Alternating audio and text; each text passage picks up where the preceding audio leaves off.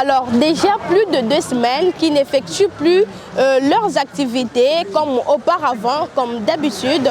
Il s'agit bien évidemment de vendeurs, des commerçants du marché Zando. Et cette décision est intervenue après le passage du chef de l'État, du président de la République, Félix-Antoine Tshisekedi, lors d'une visite d'inspection au marché Zando. Alors après, Mokonzamboka a ça qui mibeko, il y a babuka banzela nyonso, donc babuka bétalage nyonso, ba vendeur banda qui occupé ba emprise publique, donc ba avenue ya minene lokola ba Itaga, Rwakadinge, Kato, Louvois, ba libéré banzela wana po ba bongisa yango parce que lors de sa visite Zando ressemblait à autre chose.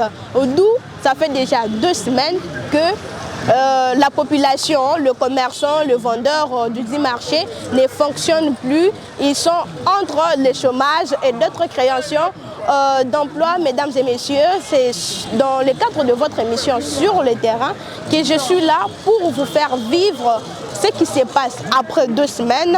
Nini ezali kolekana banzela ezo salema Zando et comme ndenge nini ba vendeur bazali koloba pe nini ba passager pe bazali koloba nini. Alors c'est parti. Chers fan club de l'émission Sur le terrain, alors là je suis sur la direction de l'école croisement Itaga où les vendeurs très souvent batte kakanabango ma papa en plastique, en cuir, basket, cela varie. De fait, il y a bâton de batte kelaka, rentrée scolaire et autres. Alors, awa et un vendeur moko à quoi se prononcer parce que y a zolo bakeno Nini marché na bango Itaga, les marché moko ont reconnu bengani bango sans avertissement. Alors je vais faire appel au vendeur Papa Makuta Mosolo Kombonaye Aya comme ça à expliquer biso Papa Makuta Mosolo bonjour. Bonjour maman. Bonio. Toza na passe.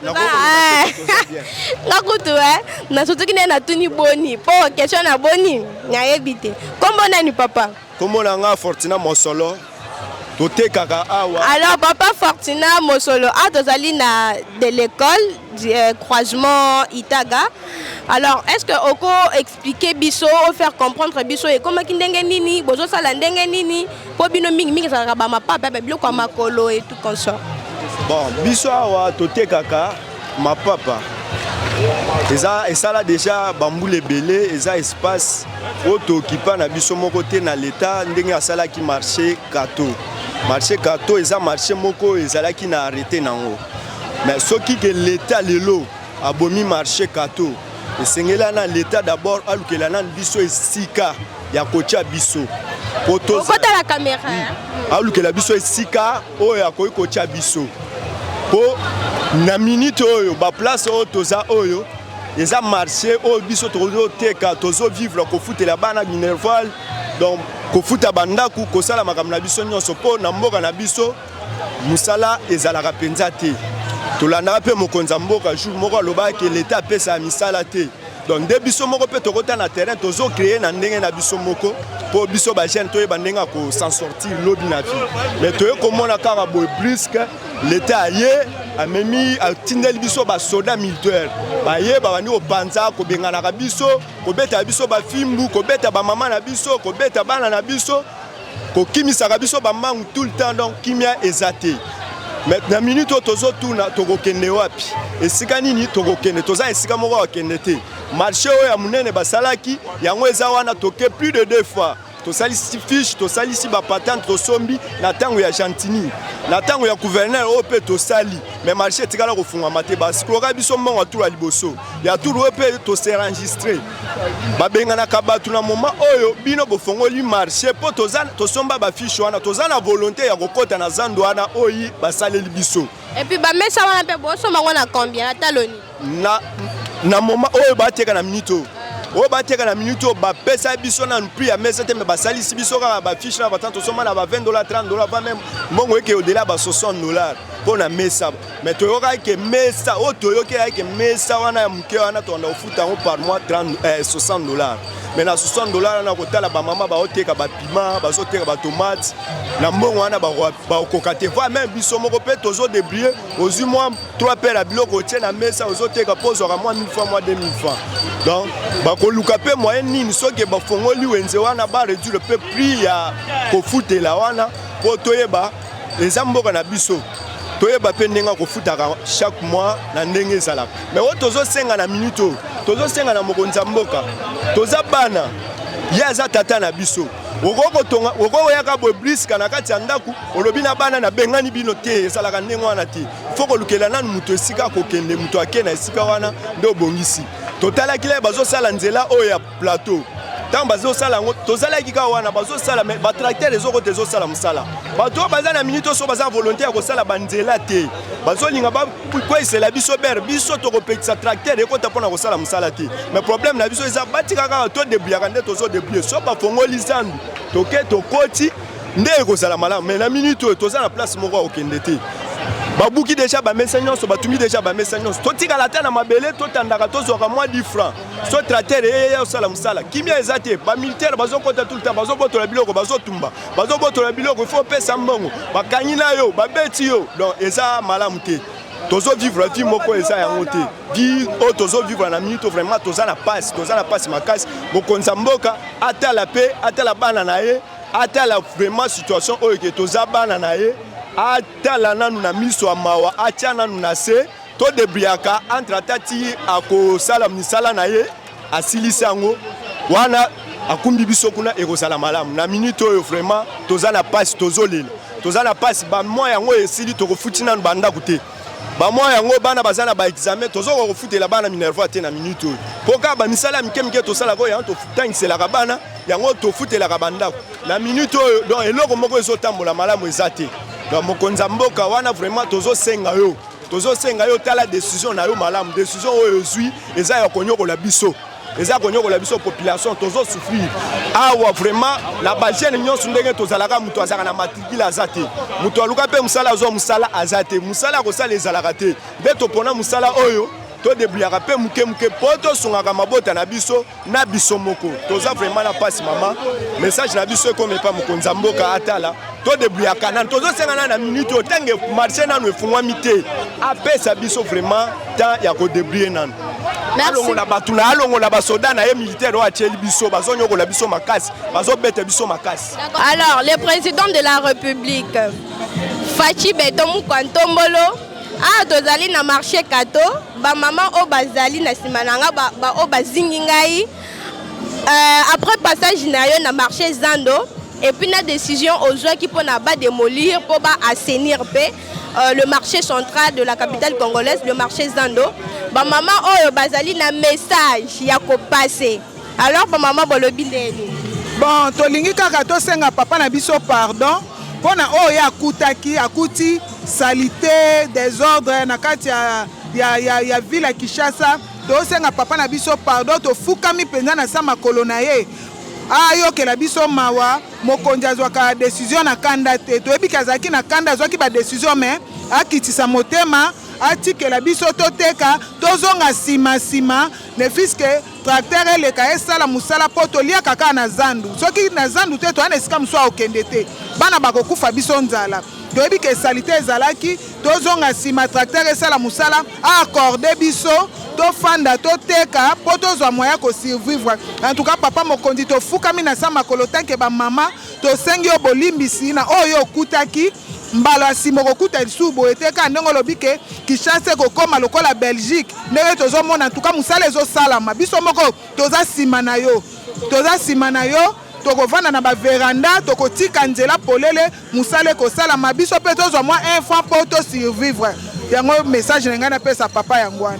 Merci beaucoup message est comme bonjour maman. Bonjour. Maman kombo nani? Kombo nanga mama Tete na tekara na kato.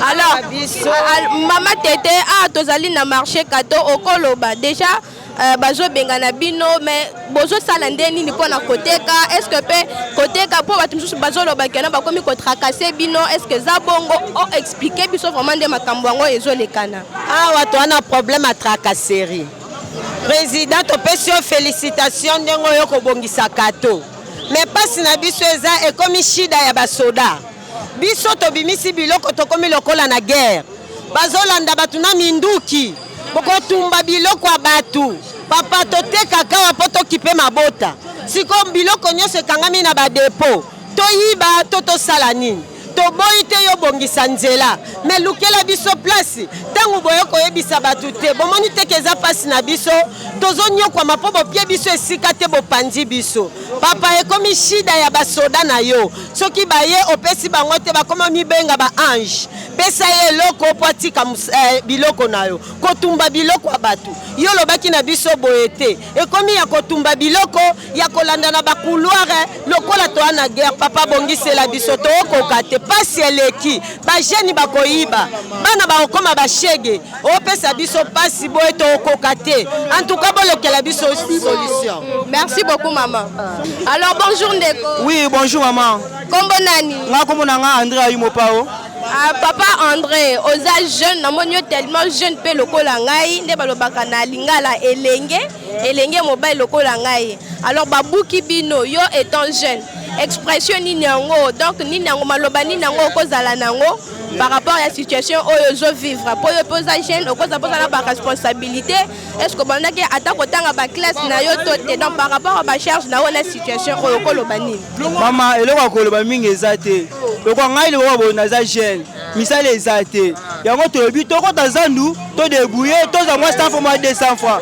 Siko moi 100 fois moi 200 fois to ko mo luko na zandu a loko a jeune. Sikoyo bayeko buka biso lisusu kato babuki yango tala na sima na ngane bazoya na boy soka babika ka baye loko na bona victime bakanga biloko na nyonso lobi bakanga biloko nyonso ekei donc moya ko lebeza te ande to vivre to bazoka nga biloko bazobeta ndenge nyonso to sepelite babo msanzela mais ndenge bazokende nango ne to sepelite donc moya ko vivre ezate ngana za jeune na miluka pona nga moko na vivre na là pour munyoso mais nem baza biso wa boy ba plein to ko kate boy to ko kate ko bondi aye banenge nya wa osala ko to ko kate.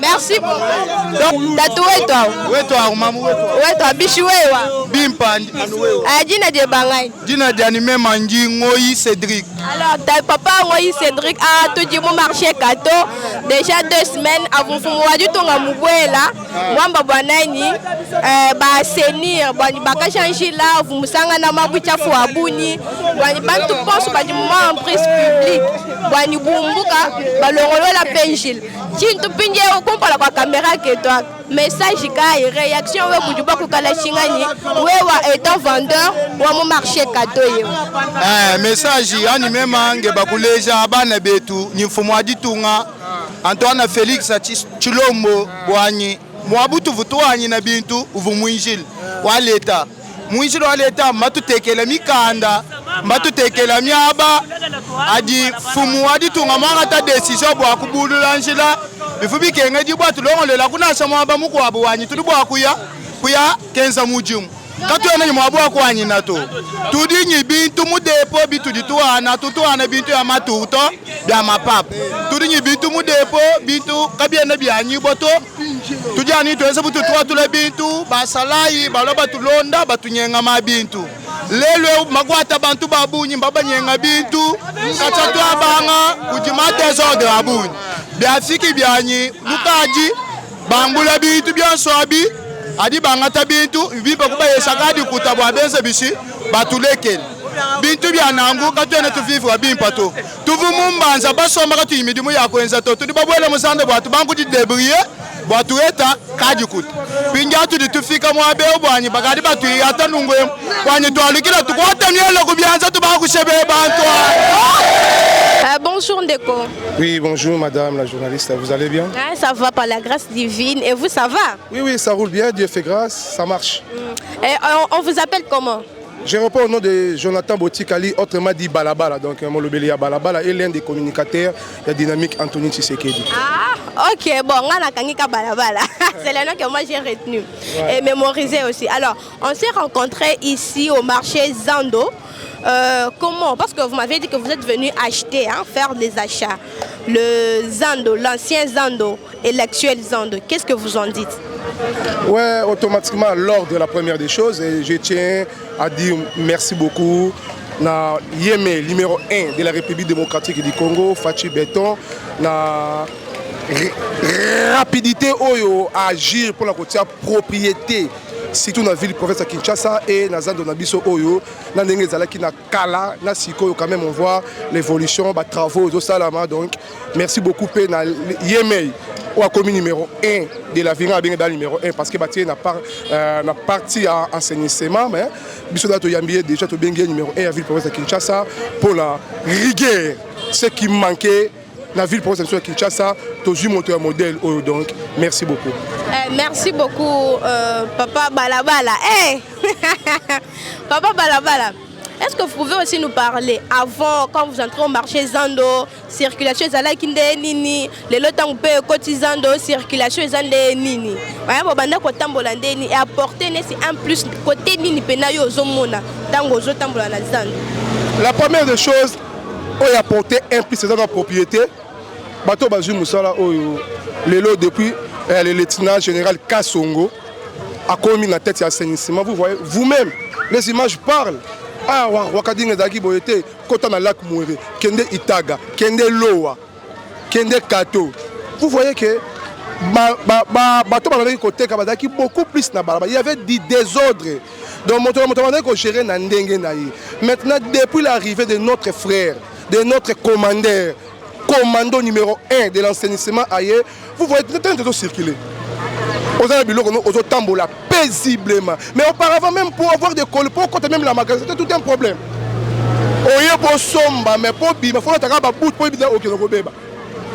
Il n'y a pas moyen de circuler. Aucun de vous battu. Engouement, il y a des ordres, vous ne pouvez pas imaginer. Miyibi, et pas insécurité, et pas étouffement, et pas il n'y avait même pas moyen de se balader librement. Le roi Moutonnier soit là, droit de se balader. Mais les lots, tu as l'ordre, tu n'as pas de circuler.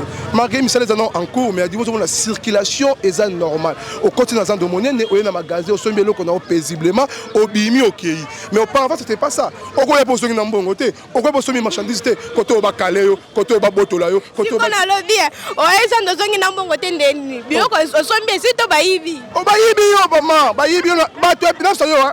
Engouement les des autres les qui trop bato batandi ba meza tina makadam sikoyo bato bazoya bayoya bo nabino bozo tutana mi bi nakati oya bo obimi maboko vide oya kinambo obimi maboko vide.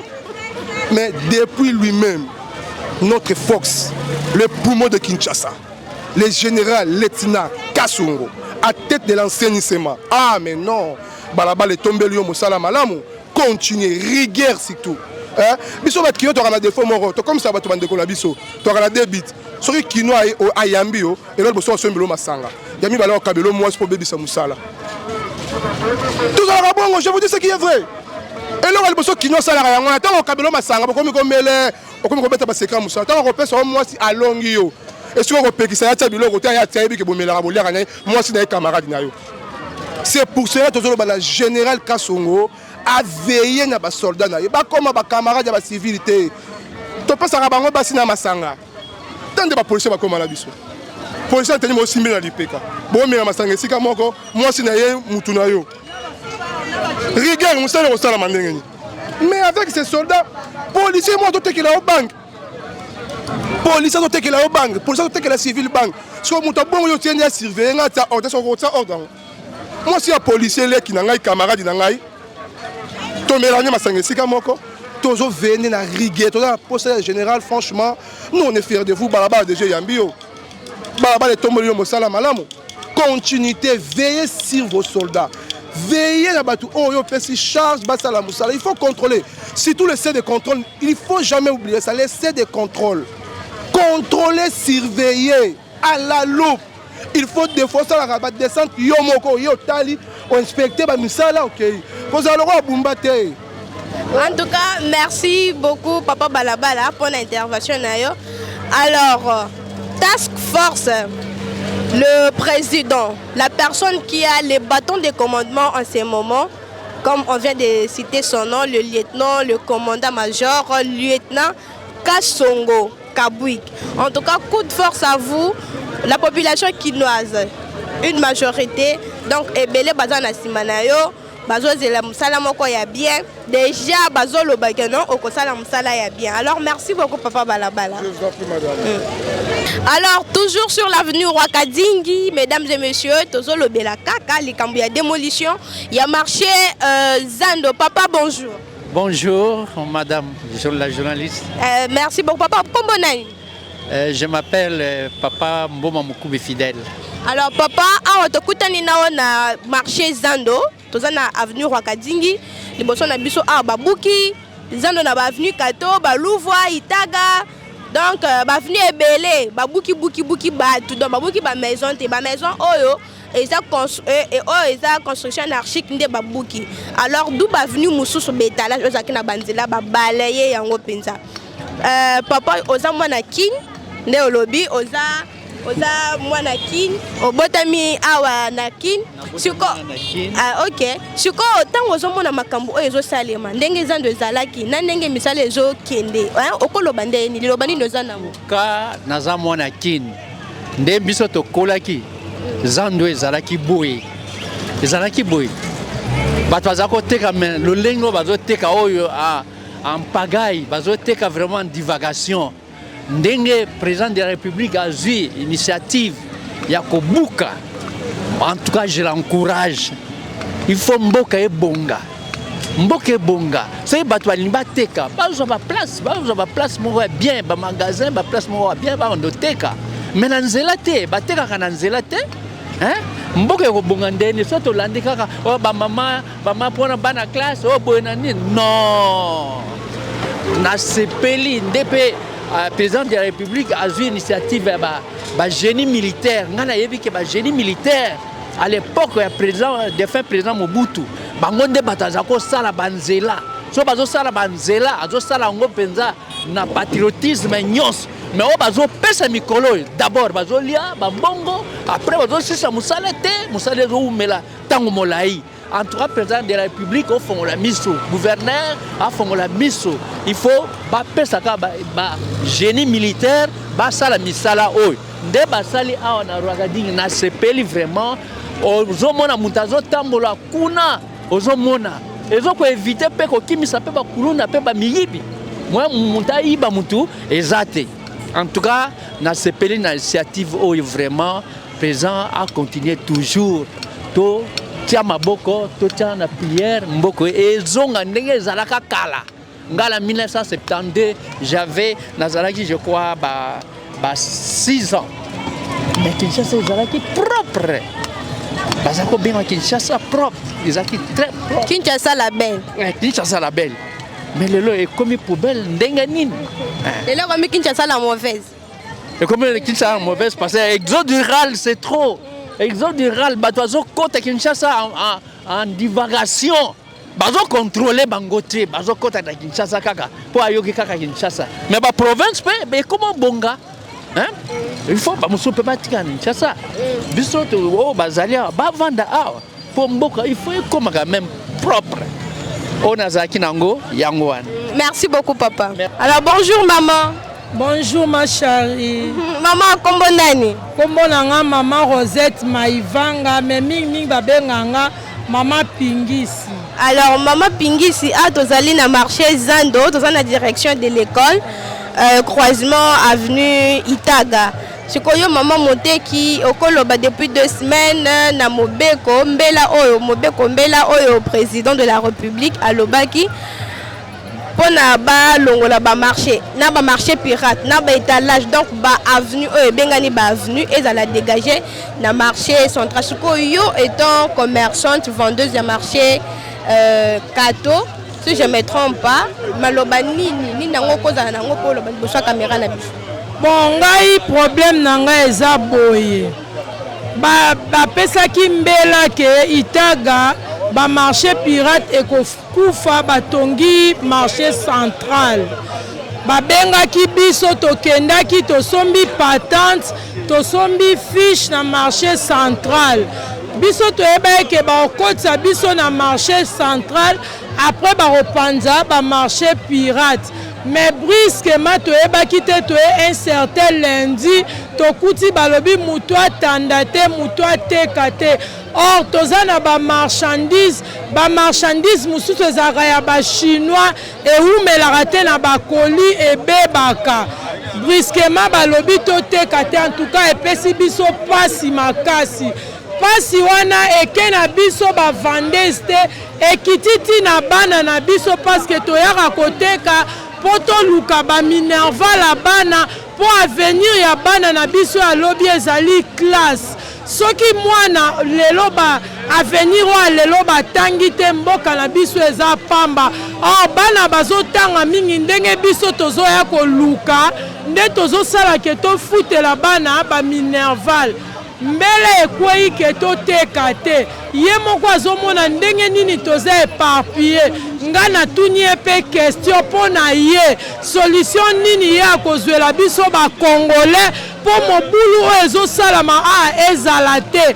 Ngai moko na elongi na misu na nga namoni ndenge nini basoda na bazobeta papa mukolo po atie betalage na porte magasin na ye babeti ye makasi. Bazobotola batu biloko bazotumba bazokanga ba jeune garçon bazobenda bango lokola miyibi. En commerçant ou commerçante aza moyibi te. Toye koluka tofuta ba taxe na biso. Lelo soki mboka o ezokende liboso eza pona taxe ya ba commerçant, ata grand commerçant, ata ba petit commerçant, ba taxe na biso nyonso ezosala ke mboka ekende liboso yango tolobi. Ye aza mokonzi mboka tovotaki yende aza eli. Yende akopesa ordre na batu na ye. Alukela biso solution o elongo bani po peuple congolais tozala à l'aise. Na minute toza mal à l'aise banda ku photo futa mbongo ekangami na ba marchandise toteka oteki lelo teki lobi ofuti ndaku tofuti ba loyer te alingi nini biso nyonso tokoma olala na ba commune ebela population oso tobimi na bandaku ayebi te ke mboka ekozala na désordre makasi. Tosengi na mokonzi mboka pardon et surtout nga ndenge nazoloba na ye awa naza na 3 universitaires ndenge baza wana il faut chaque jour bazwa transport ya université bafuta Minerval nyonso wana ezodépendre ndenge tozotanda betalage na biso du akotisa biso na kati ya zandu du alukela biso solution. Soit totiana nous nase en attendant alukela biso solution po nzaleleki tokokufa okolela bibembebele parce que tosi tobandi pe kokufa na ngambu ya barumbu kuna basoda na bakomi kobeta batu makasi soki ebembelali awa eza pasi mingi ba image ezokende na bamboka mususu mokonzi mboka tosengi na yo zala na mawa na biso. Donc aie pitié de nous les Congolais, aie pitié de nous vraiment. Yoka biso mawa toza na esika okende te biso peuple toza na sima na yo zala pe liboso ya peuple. Message nanga na ekoloba yango wana. Merci beaucoup. Kumulukungula chisalweti katena basanga to chisekeje chilombo tujimudikenga tujini bana bashe tutubogola bakashibaka bana bajibenze examen chisekeje wetu ka mokonzi mboka ujimwanyu kola kutuhula chisaluka chitsani kushika mumilite mutu tutiyo kwei ni bana ndubu ya kuchila mayi tulasa tabana kaji kuja kwa matukonso tufuti debiriano amesa lelu mesa kayena ko chisekeji tuyaya kwei chisekeji tubakuta nyama kumikolu bayeti kobeta biso bamama papa na ngai boyene basoda obike balonga bato na nzela bakomi kobetela bamama otima basi batala comme épreuve babetinga film basoda na yo babetinga film boete oyo tokokufa apatala likambo oyo mokonzi ya mboka tala likambo oyo. Alors, fidèles téléspectateurs de Ecopolis Télévision, toujours dans le cadre de votre émission sur le terrain, comme vous le constatez, à mes côtés, je ne suis pas seule. Il y a un analyste environnemental et géologue qui répond au nom de Erno Kisinda. Bon, lui-même va mieux prononcer son nom. Alors, il y a Tozanaye Aboye, Ndebomoni Batumisus déjà va réagir par rapport à Ndenge va démolir marché Zando. Babouki ba maison ba bengani bato o bazaki na ba étalage. Alors yé bongo akopé ça avis naé, non seulement avis mais analyse moko boye par rapport à makambo o et Salemi Nazando. Alors bonjour monsieur Erno. Bonjour madame Ndaya. Vous allez bien? Oui, ça va très bien. Et c'est Erno qui, je ne sais pas si j'ai massacré votre nom. Oui, vous avez parlé de Kisinda alors que je suis Kisenda. Kisenda, ok, merci beaucoup. Monsieur Erno Kisenda, Atozali, au Moni Nenge Babouki. D'ailleurs, Liboso Nabiso Awa, je rappelle que ma maison Ezala qui est belée. Il y a des Indiens, des Congolais, il y avait des dames aussi qui vendaient des habits de friperie. Au Babengaka Bilamba ya ballon, au Bakataka ballon. Ce qu'on va démolir, boy. Est-ce que vous pouvez faire une analyse du côté environnement? Ça impacte positivement ou bien négativement? Écoutez, déjà dès le départ, les constructions au Izalaki Awa, c'était des constructions au Tebengaka anarchiques. Alors quand on démolit en environnement, on ne peut pas parler seulement des impacts positifs, il y a aussi des impacts négatifs du côté social. Parce qu'il y avait des gens qui étaient logés ici, il y avait de l'argent qui était investi. Alors cet argent est parti parce que ces gens ont investi dans les endroits où les Alaki et l'Ongo Banakité. Mais du côté environnement, en tout cas, moi je pense que c'est bien fait parce qu'il faut suffisamment de l'espace pour que les activités se déroulent comme il faut, pour que les cadres de vie soient bien aménagés. Parce que déjà, la construction au Izalaki Awa, on avait du mal à respirer. Ici, on ne pouvait pas arriver ici au télémine de télémiboui. Ma poussière est tondue Awa. Déjà, il y a une nuisance, il y a mon PPO qui respirer. Et ça crée des maladies au niveau des poumons. Et là, c'est déjà un problème. Donc moi, je pense que c'était bien fait. Ces constructions aux Izalaki démolies, ça y est bien et pour que le cadre de vie soit amélioré. Alors, merci beaucoup, monsieur Erno. Ce qu'on a la côté géologie. Vous avez ici parlé de la construction anarchique, Batobatongi, na Likolo, il y a une voie de canalisation, il y a un canal, na Lingala, bon canal aussi, c'est un mot français. Ce qu'on impact nini construction wana et banda qui kosala nandenge babuki boye impact nini et kosala lisusu. Voilà, du côté géologie en tout cas, bon, je ne vais pas parler du côté géologique parce qu'on n'a pas touché les sous-sols, mais du côté urbanisme, déjà, impact c'est qu'on qui va sa beauté, la ville. On ne pouvait plus parler, il y a beauté ici qu'à Oyo, parce que la construction était alors qu'il y a des normes urbanistiques Oyo et Yebani pour la côté on va milieu Oyo. Mais le cas là, beauté, il y a urbanisme, il y a Esika Oyo, et Zalaki li société. D'où il y a un lobby qui c'est bien fait des babouki pour que Batia Siko, il y a une infrastructure Oyo Kosenga pour que Ezala Awa. Donc l'infrastructure est sengela qui Ezala Awa, il y a un bakoto. Monsieur Erno, côté urbanisme toujours. Si vous pouvez un peu plus analyser de ce côté-là. Il y a une voie de canalisation. Parce que je précise que le marché Zando ici occupe deux communes, la commune de Kinshasa ainsi que la commune de la Gombe. D'ailleurs, l'avenue Rwakadingi ici où nous sommes, c'est l'avenue même qui sépare la commune de la Gombe. Et derrière nous, c'est la commune de Kinshasa. Ceux qui n'ont pas mboulé bêti, mboulé bétaté, on parlait de conséquences, soit du côté négatif, soit le côté aussi positif de la construction anarchique. Voilà, les constructions anarchiques déjà, et là, on a aspect à mboula. Mboula, c'est bêti, et que yo tonginda kuna likolo à niveau awa, et là, on a une inondation au salama. So inondation salami, ma yuane ko zonge panayo, et côté lion ndaku, et baby sibilo qu'on a eu ndaku. À part ba inondation wana, les alliés sous banay ko créer ba embouteillage na ba voie oyo, les alliés awa, ba terre oyo awa. Par exemple l'avenue Kasavubu oyo, c'était pas possible na Kasavubu. Atambola na mutuka na epena otamboli à l'est na zomo na otambola awa. C'était très compliqué. Donc ils ont créé ba embouteillage, ils ont créé ba inondation. Et au-delà de tout ça, ils ont des cadres de vie où est commis, dérangé, et l'homme a encore vivre dans un milieu de vie. Donc voilà un peu les conséquences qui on a cité du côté il y a manque, il y a urbanisme. Alors merci beaucoup Monsieur Ernon. Je ne sais pas, ça peut être ou pas la dernière question pour moi. On parle un peu de la situation actuelle des vendeurs, la situation du marché Zando.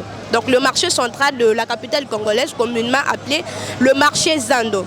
Parce que auparavant, on voyait des vendeurs qui occupaient l'emprise publique. Donc, qui occupaient Banzela vraiment. Parce que moi, au cours de cette émission, vous verrez des images circuler, vous faire voir avant, après, à quoi ressemblait le marché ici Zando. Erreur, Ezaya Banan, Mikana ya l'État, Ezala quitté pour certifier que ce marché ici appartient à l'État, ou bien c'est juste la population, mais ça les athées. Parce que moi je rappelle encore une fois que ici au marché Zando, il n'y a pas que de D6, hein. Il y a des gradués, il y a des licenciés, il y a autant de cadres, des intellectuels. Mais ça les athées aïe. Ce que toko pour moment me poser ma question, est-ce que vous pouvez placer un petit mot sur ça? Si c'est acquis vraiment, qui marché pirate, marché non pirate, pendant tout ce temps, je peux dire même plus de 20 ans que ce marché existe. Donc, on a occupé Banzela wana. Et d'un coup comme ça, le chef de l'État a eu une décision, il a libéré l'emprise publique, donc libérer Banzela wana. Donc, si vous pouvez placer juste un petit mot là. Bon, je pense que ici, les responsabilités sont partagées. Donc, du côté, il y a des vendeurs, d'un côté, il y a des autorités. Côté, il y a des autorités, et si que tant que s'installer, les autorités étaient là. Ils voyaient tous ces gens-là venir. Batondi, bâtir l'activité pendant autant d'années. L'État tiki va évoluer.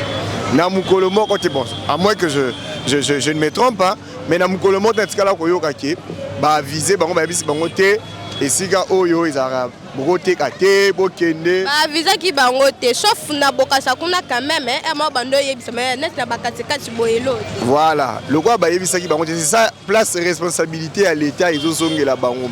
Mais et pas ya bato pe ba na côté ka. En fait, mutu déjà héroïe pour que ozo esika par exemple ya côté kana voie publique, on sait que ezalaka banzela o balandelaka. Vraiment je ne suis pas juriste, je ne suis pas trop dans ça. Je vais peut-être pour ça, ma recommandation dans Marambo Italie Environnement, du côté à nouvelle version à Zando. Mais en tout cas, Bandeko Oyoba occupe qui va place et c'est là qui va le minimum. Il y a des démarches pour que Bazala, Nabisiga au Bazalaki. Et c'est là qui va Batouana, Balandela Batu Oyoba Pesa qui va autorisation pour que Baya Kovana Nabisiga Wana, Bangoba Bandagotika. Ceux qui Bazalaki n'a pas autorisé qui bangote.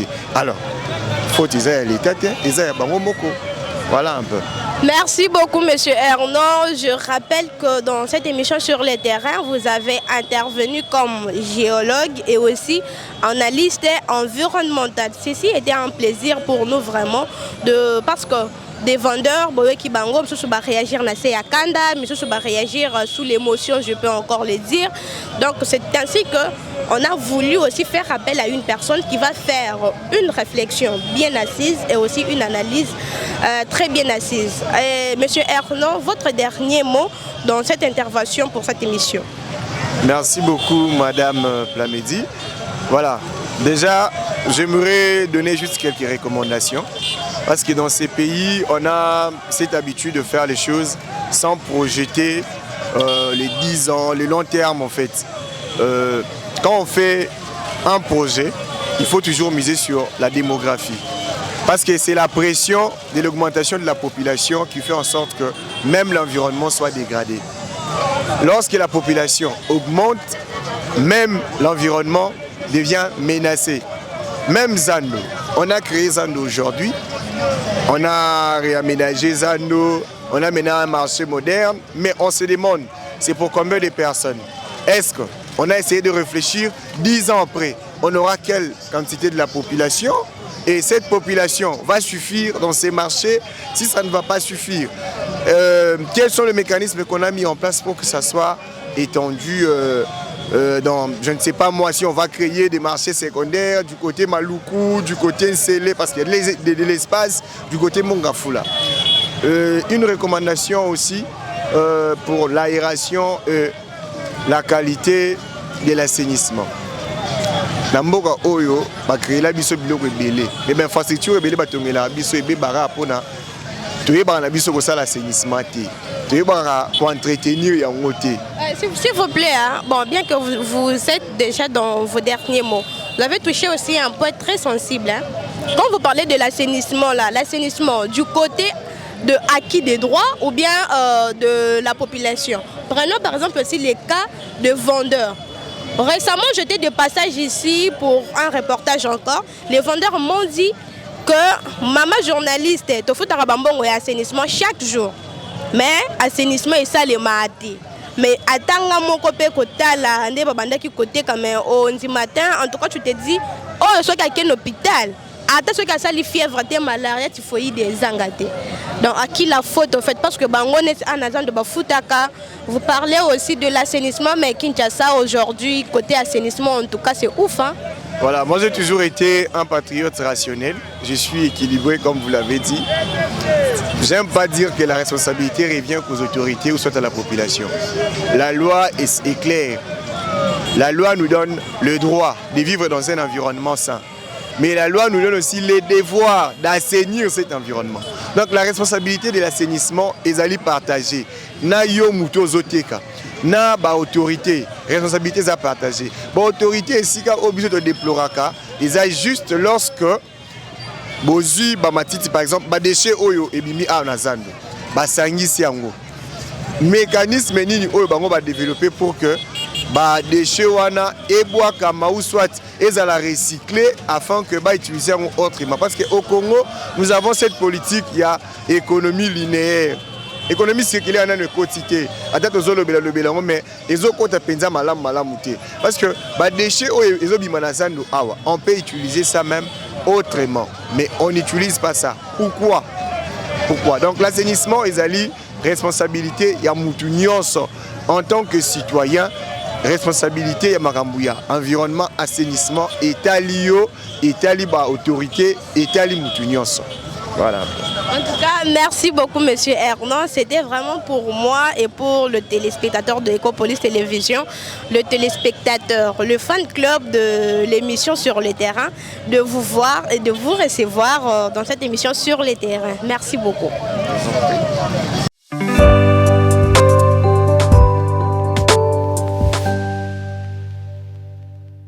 C'est avec cette interview que nous clôturons cette émission. Il s'agissait bien évidemment et il s'agira toujours de votre émission Sur le terrain. Il était question de descendre au marché central parce que depuis la descente d'inspection, une visite d'inspection du chef de l'État, le président de la République, Félix-Antoine Tshisekedi, juste après, avait ordonné à ce qu'il n'y ait pas des étalages des avenues qui occupaient l'emprise publique du marché central. Alors, il y